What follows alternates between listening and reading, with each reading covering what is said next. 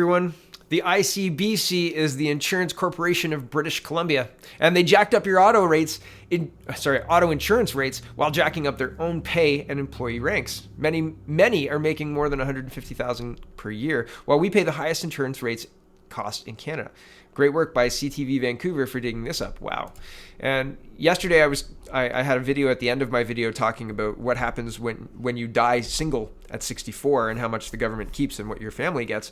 And I mean, all of that's interesting, but this is another quirk of our system, right? You have to have insurance. And well, I mean, in Ontario, we pay a high premium on insurance. And in BC, apparently, they pay an even higher premium. Here's CTV News Vancouver, and they're reporting, quote, number of ICBC workers making $150K has doubled since 2016, documents. The provincial government has blamed personal injury lawyers for much of the financial dumpster fire at the ICBC, but new documents show staff salary increases aren't exactly helping. The remuneration documents show that 93 workers at the public insurer made more than $150,000 in the company's 2018-19 fiscal year, which ended March 31st. That's nearly twice as many as the 47 workers who were making more than $150,000 in the 2016-17 fiscal year, while the BC Liberals were still in power. In the 2017-18 fiscal year, the NDP was in government. That number jumped to a whopping 148 employees. Questions about what prompted the hike were not returned on Monday. British Columbians should have steam coming out of their ears right about now, said BC Liberal MLA Jas Joel. There's absolutely no way you can justify that kind of increase.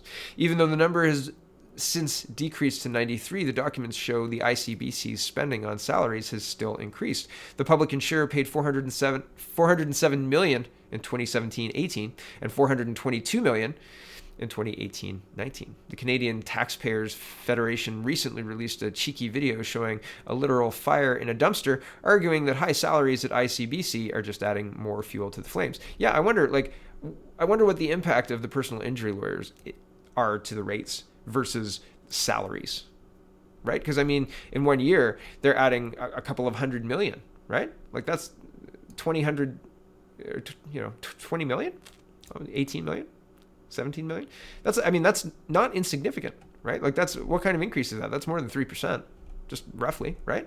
17 million on 400 million, maybe not. Maybe that's 3%.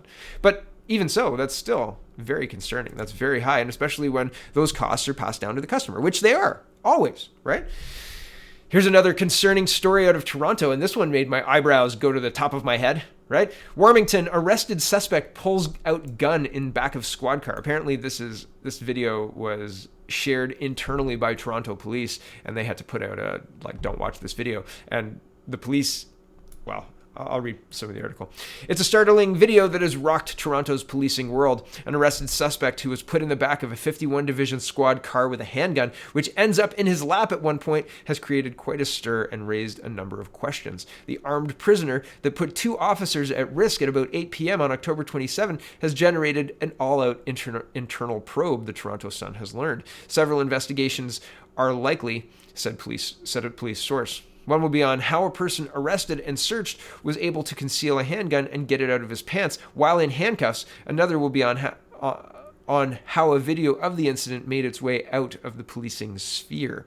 The video, which is said to depict a suspect in the squad car squirming around until he was able to get the gun out and onto his lap, was viewed by so many police officers that Superintendent Peter Morinera, sorry if I got that wrong, the commanding officer at 51st Division, sent out a station-wide memo telling officers not to share it.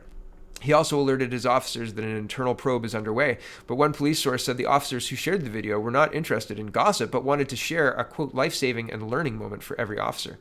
This easily could have resulted in 2 dead officers, said one source. They literally dodged a bullet, or maybe more. The video is said to show the adult suspect using a handcuffed hands to maneuver the gun from the back of his pants and get it to his front. At no point did he try to fire the weapon. It looked like he was trying to ditch it before he got to 51 Division, said an officer, but who knows what could have happened here. Can you imagine searching a suspect, putting him in the back of the squad car, and not realizing that he had a loaded handgun in his pants, and then sitting the way you would sit in a vehicle with a suspect in the back, right? Like you're sitting ducks. Really, really scary. That's scary, very scary. And I mean, the handgun crime is not going to stop with an assault weapon ban. It's just not going to happen, because the assault weapons that they're trying to ban are not the guns that are being used in this crime. He's not pulling a long gun out. This guy's not a farmer, right? He doesn't have a legal weapon, right? Come on. It's just so frustrating to watch. It seems purposeful ineptitude in our government, really. Watching everyone from Justin Trudeau to Bill Blair. It's just incredible.